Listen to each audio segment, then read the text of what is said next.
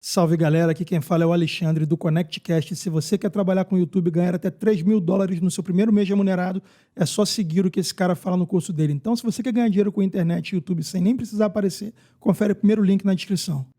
O pessoal fala muito pouco, quase nada, né, da influência do Savate, né, o boxe francês, o kickbox francês.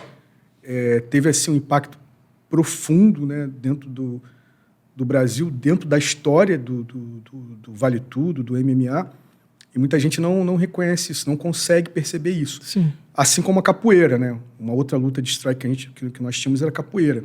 Mas a capoeira é um pouco diferente do que a gente vê hoje. Sim, mas era capoeira. Era uma capoeira luta mesmo. Não tinha essa coisa de ginga, birimbau, dança, não. Os caras entravam para lutar. Aí tem todo um contexto, toda uma história, porque isso acontecia. E, na verdade, quem deu o pontapé para isso, para criar essa capoeira luta de ringue, foi o Carlos.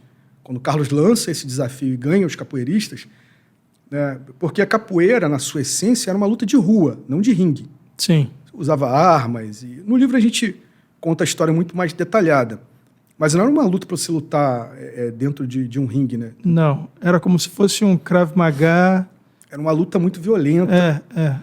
E quando os capoeiras eles perdem essas lutas, aparece um cara chamado Senhorzinho, né, que era um paulista lá de Santos. Ele vem para o Rio de Janeiro, se envolve ali com os remanescentes da capoeira, aprende essa forma de luta. E ele é um cara muito importante na história do Vale Tudo e da capoeira, porque ele é o primeiro a perceber que a capoeira deveria ser aperfeiçoada para a luta de ringue. Porque do jeito que a capoeira era feita, né, era feita de modo furtivo, para você bater no cara, correr, porque a capoeira estava no Código Penal. Então, foi considerado crime por um tempo? Durante muito tempo. Tem a ver com a história, com a cultura de vir dos escravos, alguma coisa do tipo? A capoeira, ela tem várias fases também. Sim. Só que em 1890, com o golpe ali da República, ela vira crime. Por quê? O Rio de Janeiro era dividido por várias facções, cara, de capoeiristas. E eles lutavam entre si, lutavam contra a polícia. Então, era um verdadeiro banho de sangue nas ruas do Rio. Entendi. Entendeu? Entendi. Falando assim... De maneira bem simples, né? Sim. Era algo muito violento. Então, eles acabam virando ali...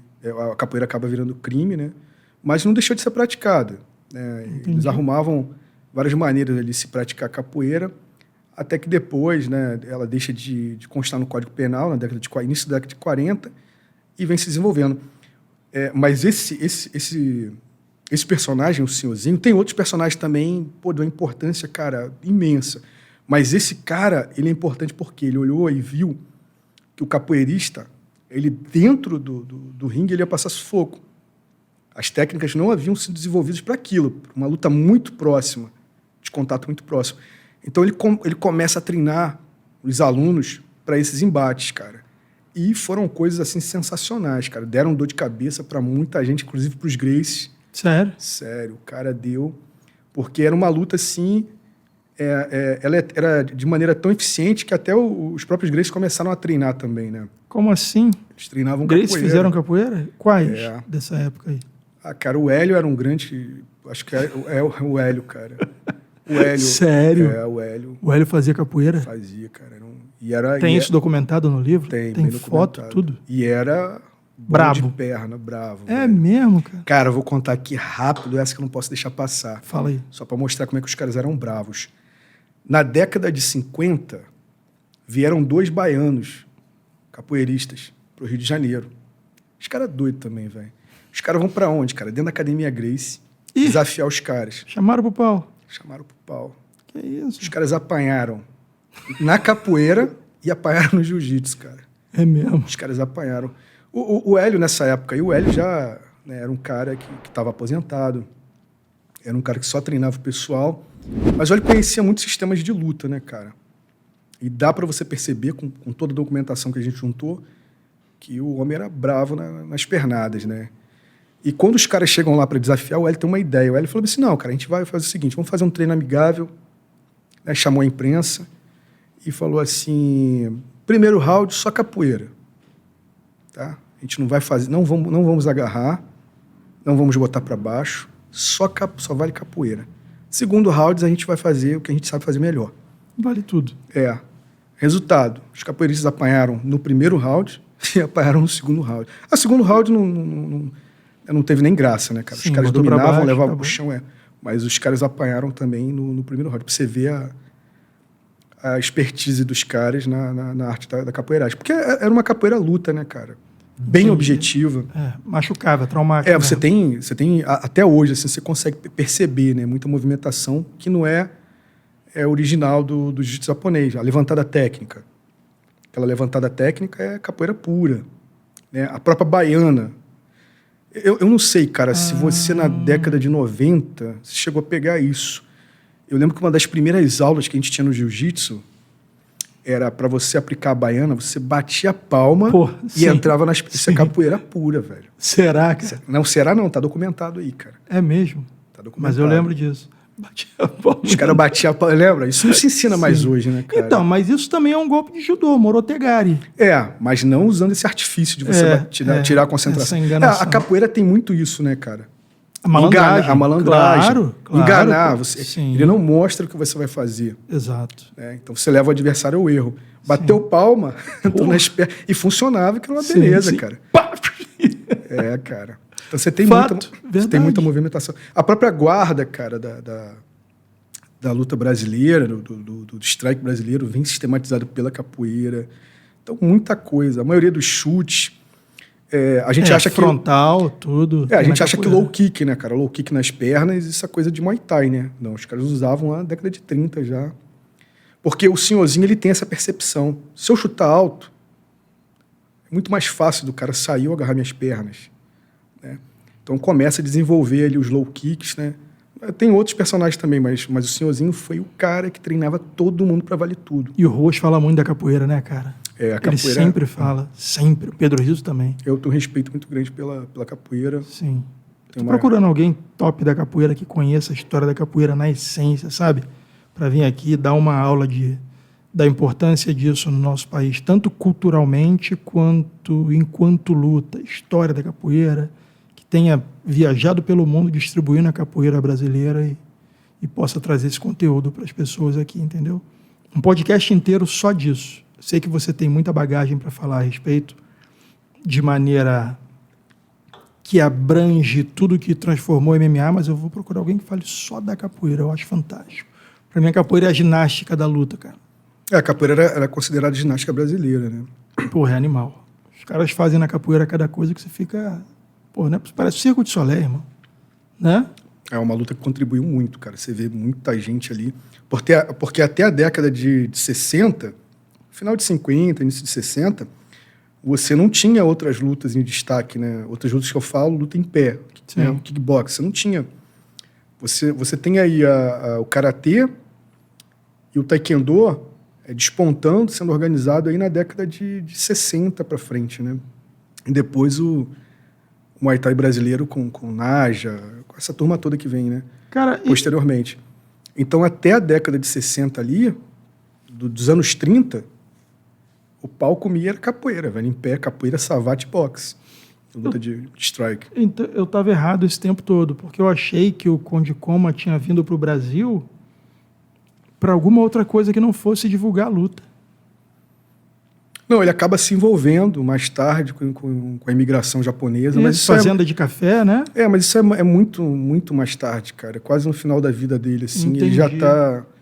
O Conde Coma, ele forma algumas pessoas. Forma assim, né? No sentido de instrutor, né? Que ele nunca deu faixa preta para ninguém. Mas ele forma alguns instrutores que, na verdade, deu aula para muita gente, né? Ao mesmo tempo que deu para os Gracie, né? A importância dos Gracies foi que eles manteram isso, né? Durante muitas gerações. A gente estava até falando isso hoje, né? Eu e um amigo. Todas as linhagens morreram praticamente. Né? E você só tem a linhagem Gracie. Dos que aprenderam jiu-jitsu na fonte, você diz, né? Quem foi que aprendeu junto com os Gracie ali, contemporâneos? Cara, você tinha o Fada, né? Não, o Fada, ele é aluno de um cara que teve um contato com o Conde Coma também, que é chamado Luiz França. Então, quantos tiveram contato com o Conde Coma, simultaneamente com os Gracie? Cara, foram muitos. Assim, muita gente? Foi muita gente. É porque o Conde Coma, Ele deu aula, ele chegou no Brasil dando aula ele fazia as apresentações, né? Sim. De defesa pessoal e desafio para o público.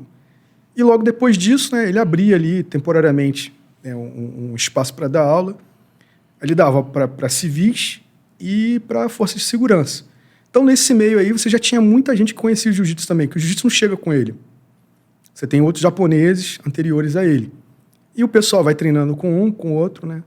Pega um conhecimento, né, e acaba, mais tarde, conhecendo o Conde Koma.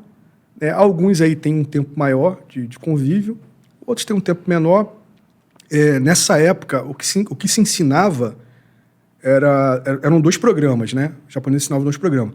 Um programa só de defesa pessoal, que é mais ou menos o que os Gracies faziam na década de 30 e se faz até hoje, né? Aquele programinha das 36 aulas, né? Se fazia.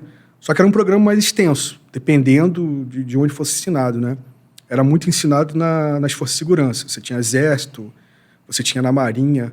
Eles formavam esses instrutores e mandavam para outros estados.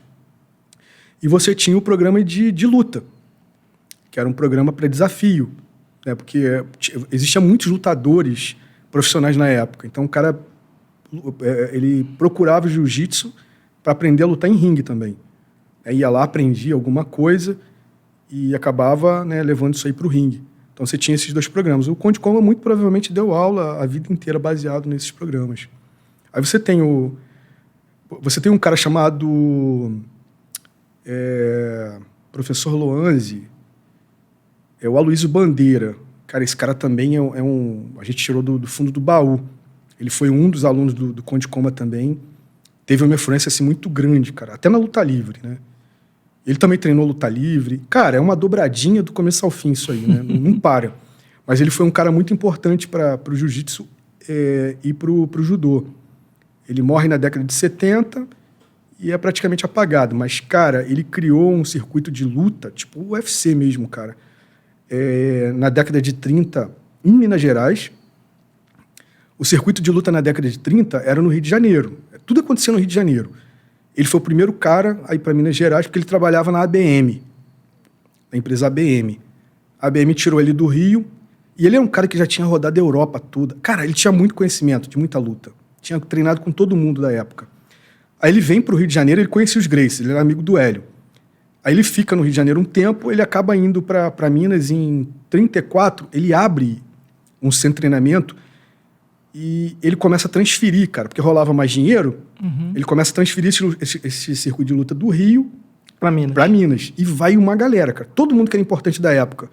Tatu, o Dudu, e Takeo Yano, né, que era um japonês muito conhecido, o George Gracie. Então todo mundo começa a lutar ali. Fica uma ponte, né, entre Rio de Janeiro e Minas Gerais. Depois ele acaba saindo dali. Ele também faz com o pessoal de São Paulo. Ele começa a trazer um pessoal de São Paulo.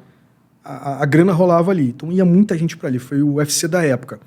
Depois ele sai para ali em 38. Ele fica de 34 a 38. Aí ele é transferido para o Rio Grande do Sul. Aí o cara vai para lá, faz a mesma coisa lá. Só que lá, de maneira assim, muito maior, cara. Vira o centro da luta no Brasil. Isso vai até a década de 50, mais ou menos assim. Cara, todo mundo ia para lá. Em 80 ou em 70 os Gracies chegaram?